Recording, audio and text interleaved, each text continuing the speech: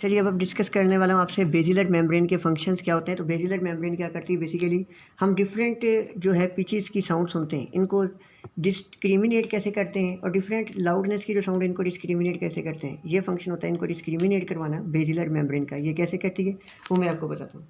अब इसको पढ़ने से पहले एक सादा सी बात, आपको ये अनकॉइल्ड कॉकलिया का स्ट्रक्चर दिखाया गया है कि मैंने आपको ऑलरेडी बताया था।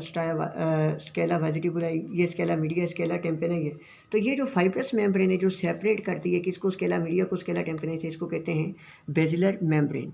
अब बेसिलर मेम्ब्रेन जो होती है इसके मैंने दो पार्ट आपको इसके स्ट्रक्चर में बताए थे कि एक होता है रेटिकुलर लैमिना, दूसरा होता है बेसिलर फाइबर्स। हम फंक्शनली फिजियोलॉजिकली इसको बेसिलर मेम्ब्रेन को 3 पार्ट्स में डिवाइड किया जाता है। A part near the base, क्योंकि ये मॉड्यूलस है या बेस ऑफ द कॉकलिया, यहाँ पे जो पार्ट होगा इसको कहते हैं बेसल पार्ट। और इसके अलावा मिडल पार्ट, यहाँ पे ये पार्ट आ गया इसका middle part of the basilar membrane. और ये पार्ट है एपिक्स के नीचे, इसको क्या कहते हैं, एपिक्स के करीब, इसको कहते हैं apical part of the basilar membrane. अब इसको ये 3 पार्ट्स में क्यों डिवाइड किया गया इसकी डिटेल में भी आपको बताता हूँ। असल में होता क्या है कि एक जो बेसिलर मेम्ब्रेन है इसके स्ट्रक्चर में पाए जाते थे बेसिलर फाइबर। ये होते हैं तकरीबन 20 to 30,000 फाइबर। अगर एक सिंगल फाइबर की मैं आपको बात बताऊं तो ये क्या होता है कि किस तरीके से अरेंज होता है कि एक पार्ट इसका फिक्स होता है जो कि बेस के करीब होता है, और दूसरा पार्ट अल्टीमेटली किस में होता है, बेसिलर मेम्ब्रेन में ही दसा हुआ होता है। अब ये फाइबर्स हैं, इनकी अरेंजमेंट किस तरह होती है कि जो वो पार्ट है बेसिलर मेम्ब्रेन का जो नियर द बेस है वहाँ पे फाइबर होते हैं शॉर्ट एंड थिक होते हैं, जबकि जो मिडल पार्ट है और एपिक्स है, एपिक्स तक पहुँचते हुए क्या होते जाते हैं, फाइबर्स की लेंथ बढ़ती जाती है, जबकि इनका डायमीटर क्या होता जाता है, कम होता जाता है। डायमीटर इनका कम होता जाता है, इनका डायमीटर कम होता जाता है। अब इनिशियली लेट्स सपोज जो बेस के नज़दीक फाइबर थे उनकी लेंथ थी 0.04 मिलीमीटर, तो एपिक्स तक पहुँचते पहुँचते इनकी लेंथ कितनी हो जाती है, 0.5 मिलीमीटर, यानी कि लेंथ कितने फोल्ड इंक्रीज हो जाती है, 12 फोल्ड लेंथ इंक्रीज हो जाती है। और अल्टीमेटली क्या हो जाता है, डायमीटर भी इनका जो अल्टीमेटली डिक्रीज हो जाता है। तो क्या हुआ, बेस से एपेक्स तक आते हुए जो फाइबर्स रेंज है इनकी लेंथ बढ़ती जाती है, जबकि डायमीटर क्या होता जाता है, कम होता जाता है। अब जब फाइबर शॉर्ट एंड थिक थे उस टाइम पे क्या थे, ये फाइबर ज़्यादा क्या थे, स्टिफ थे। लेकिन जैसे जैसे लेंथ और बढ़ती गई, डायमीटर कम होता गया, ये फाइबर्स क्या होते जाते हैं, इनकी स्टिफनेस कम होती जाती है।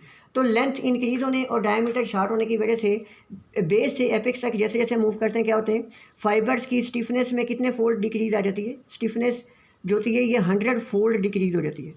तो अब मैं आपको ये बता रहा हूँ कि ये 3 पार्ट्स में क्यों फंक्शनली इसको डिवाइड किया जाता है, क्योंकि हर पार्ट के ऊपर जो फाइबर्स हैं इनकी अरेंजमेंट होती है डिफरेंट। बेस के ऊपर जो फाइबर मोर स्टिफ है, ठीक है जी, मिडल में लेस स्टिफ है, जबकि एपिक्स पे जो है वो बिल्कुल ही जो उनकी स्टिफनेस है बहुत कम है। इसी तरह जहाँ पे स्टिफनेस ज़्यादा होती है डेफिनेटली इलास्टिसिटी वहाँ पे ज़्यादा होती है। तो जो पार्ट बेसिलर मेम्ब्रेन का है नियर द बेस, उसका इलास्टिक मॉडुल कोएफिशिएंट ऑफ इलास्टिसिटी ज़्यादा है, जबकि जो मिडल में इसका इंटरमीडिएट है कोएफिशिएंट ऑफ इलास्टिसिटी मिडल वाले से, जबकि जो एपिक्स के नज़दीक पड़े हुए पार्ट है बेसिलर मेम्ब्रेन का, इसका कोएफिशिएंट ऑफ इलास्टिसिटी जो है वो बिल्कुल सबसे कम है एपिक्स वाले का। तो इसका मतलब क्या हुआ कि 3 पार्ट्स की फाइबर्स की अरेंजमेंट भी डिफरेंट है, स्टिफनेस भी डिफरेंट है, और क्या है, कोएफिशिएंट ऑफ इलास्टिसिटी भी डिफरेंट है। यही वजह से क्या होता है कि तीनों में से हर एक पार्ट की, बेस की, मिडल की एंड एपिक्स की, हर एक की नेचुरल फ्रीक्वेंसी जो ऑफ वाइब्रेशन होती है वो भी डिफरेंट होती है। जो होता है हमारे पास बेसल पार्ट, इसकी नेचुरल फ्रीक्वेंसी होती है हाईएस्ट। आपने ये बात याद रखनी है कि जो बेसलर पार्ट होता है, बेसल पार्ट होता है बेसिलर मेम्ब्रेन का, इसकी नेचुरल फ्रीक्वेंसी होती है हाईएस्ट, जबकि मिडल पार्ट की होती है इंटरमीडिएट। और जो हमारे पास एपेक्स के नज़दीक पड़ा होता है पार्ट बेसिलर मेम्ब्रेन का, इसकी नेचुरल फ्रीक्वेंसी होती है लोएस्ट।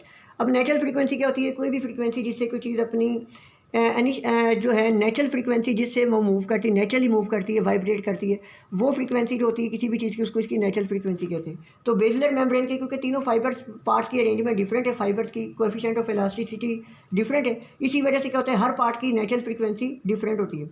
अब होता क्या है कि जब भी कोई भी वाइब्रेशन आती है, जिसने आके वाइब्रेशन जो फ्लूइड से जब भी बेसिलर मेम्ब्रेन को ट्रांसमिट होती हैं, तो वो डेफिनेटली किसी न किसी पार्ट को एक्साइट करती है।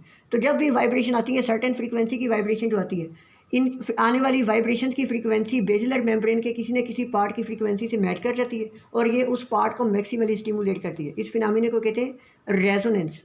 तो अब आप खुद देखें, क्योंकि जो बेस के नज़दीक फाइबर्स हैं ये बहुत ज़्यादा स्टिफ है, इनको एक्साइट करना, वाइब्रेट करवाना बहुत डिफिकल्ट है। तो जब भी बहुत हाई फ्रीक्वेंसी की वाइब्रेशन आएगी, उनकी फ्रीक्वेंसी, क्योंकि इसकी नेचुरल फ्रीक्वेंसी बहुत ज़्यादा है, तो बेस के नज़दीक पड़ा जो पार्ट है इसकी फ्रीक्वेंसी बहुत हाई फ्रीक्वेंसी जो वाइब्रेशन है उनके साथ मैच करेगी। तो यहाँ पे रेजोनेंस उसी वक्त प्रोड्यूस होगी बेस के ऊपर जब बहुत हाई फ्रीक्वेंसी वाइब्रेशन आएगी। जब जो वाइब्रेशन प्रोड्यूस हुई है फ्लूइड में, उनकी फ्रीक्वेंसी इनकमिंग वाइब्रेशन की जो इंटरमीडिएट है, तो डेफिनेटली जो मिडल पार्ट होता है बेसिलर मेम्ब्रेन का, इसकी नेचुरल फ्रीक्वेंसी इंटरमीडिएट होती है, तो डेफिनेटली उसकी फ्रीक्वेंसी इनके साथ मैच करेगी, तो वो जो है मैक्सिमम रेजोनेंस कहाँ पे प्रोड्यूस करेगा, मिडल पार्ट में। जबकि जो बहुत लो फ्रीक्वेंसी वाइब्रेशन आएंगी उनकी फ्रीक्वेंसी एपिकल पार्ट जो है बेसिलर मेम्ब्रेन का, इसके साथ मैच करेंगे और मैक्सिमम रेजोनेंस इसमें प्रोड्यूस करेंगे, क्योंकि हाई फ्रीक्वेंसी आके रेजोनेंस प्रोड्यूस करवा रही हैं बेसिलर पार्ट में और लो फ्रीक्वेंसी प्रोड्यूस करवा रही हैं इन द एपिकल पार्ट में। तो यही वजह है कि जो base of the basilar membrane यहाँ पे रेजोनेंस प्रोड्यूस होती हैं, इनको सिंपली कहते हैं हाई फ्रीक्वेंसी रेजोनेंस। इनको क्या कहते हैं जी, हाई फ्रीक्वेंसी रेजोनेंस। और यहाँ पे जो एपेक्स के करीब होती हैं, एपेक्स पे वाइब्रेशन, क्योंकि डेफिनेटली लो फ्रीक्वेंसी वाइब्रेशन जब भी आती हैं तो क्योंकि apical part of the basilar membrane इसकी नेचुरल फ्रीक्वेंसी बहुत लो होती है, तो डेफिनेटली इसकी फ्रीक्वेंसी उनसे मैच कर जाती है, तो रेजोनेंस यहाँ पे प्रोड्यूस हो जाती है उस टाइम पे। तो इस फिनोमेना को कहते हैं लो फ्रीक्वेंसी रेजोनेंस। अब हुआ क्या है, आपने एक बात याद रखनी है कि जिस फ्रीक्वेंसी ऑफ वाइब्रेशन ने आके किसी खास part of the basilar membrane में रेजोनेंस प्रोड्यूस करवा दी है ना, मिसाल के तौर पर बहुत हाई फ्रीक्वेंसी वाइब्रेशन है, इन्होंने आके बेसिलर बेस है जो बेस वाला पार्ट है बेसिलर मेम्ब्रेन का, मैक्सिमम वाइब्रेशन यहाँ पे प्रोड्यूस करवाई है, तो ये मैक्सिमम इसको स्टिमुलेट करेंगी, सारी की सारी एनर्जी हाई फ्रीक्वेंसी वाइब्रेशन यहाँ पे लॉस करेंगी, फर्दर आगे ट्रैवल नहीं करेंगी। तो इसलिए जिस पॉइंट को ये मैक्सिमम स्टिमुलेट करी बेसिलर मेम्ब्रेन को, इस पॉइंट को इनकमिंग वाइब्रेशंस के लिए कहते हैं रेजोनेंट पॉइंट। तो रेजोनेंट पॉइंट बेसिलर मेम्ब्रेन पे डिफरेंट जगह पे बन जाते हैं। जो आने वाली हाई फ्रीक्वेंसी वाइब्रेशन है, इनका रेजोनेंट पॉइंट होता है नियर द बेस, क्योंकि इनकी फ्रीक्वेंसी हमेशा मैच करती है जो बेसिलर पार्ट होता है बेसिलर मेम्ब्रेन का उसके साथ, इसलिए रेजोनेंस ये मैक्सिमम कहाँ पे प्रोड्यूस कर सकती हैं, नियर द बेस।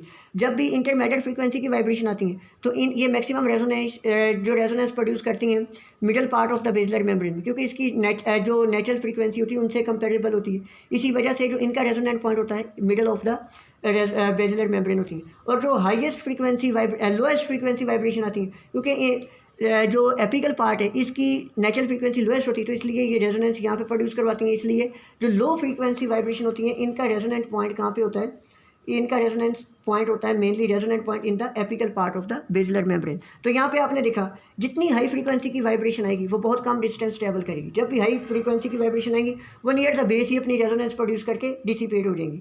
जब इंटरमीडिएट फ्रीक्वेंसी की वाइब्रेशन आएगी वो middle of the basilar membrane तक ट्रैवल करेंगी, जब लोएस्ट फ्रीक्वेंसी की वाइब्रेशन आएगी वो मैक्सिमम डिस्टेंस ट्रैवल करेंगे ऑन द मेम्ब्रेन और ये एपिकल पोर्शन में पहुंच के यहाँ पे रेजोनेंस प्रोड्यूस करेंगी। तो आपने एक जनरल रूल याद रखा, तो सिंपलीफाई करने के लिए आपने रूल याद रख लेना, कोई भी वाइब्रेशन अगर हमें पता करना हो कि बेसिलर मेम्ब्रेन पे कितना डिस्टेंस ट्रैवल करेगी, distance travelled by the vibration on the basilar membrane जो होता है ना, ये इनवर्सली रिलेटेड होता है फ्रीक्वेंसी से। जितनी ज़्यादा फ्रीक्वेंसी होगी वो बेस के नज़दीकी, अगर हाई फ्रीक्वेंसी तो बेस के नज़दीकी वो डेसिपेट हो जाएंगी, और अगर इंटरमीडिएट है तो वो मिडल पोर्शन तक आएंगी और लोएस्ट फ्रीक्वेंसी एपिक्स तक आती हैं। और एक और बात, अब ये वेलोसिटी से कैसे इसका तल्लुक है। अब देखिए मैंने आपको ऑलरेडी बताया था कि जो एपिकल पार्ट है इसका कोएफिशिएंट ऑफ इलास्टिसिटी बहुत लो होता है, और जो बेसल पार्ट होता है इसका कोएफिशिएंट ऑफ इलास्टिसिटी बहुत हाई होता है। और मैंने आपको बताया था कि वेलोसिटी जो होती है ना, आपको पता है it is directly proportional to the coefficient of elasticity.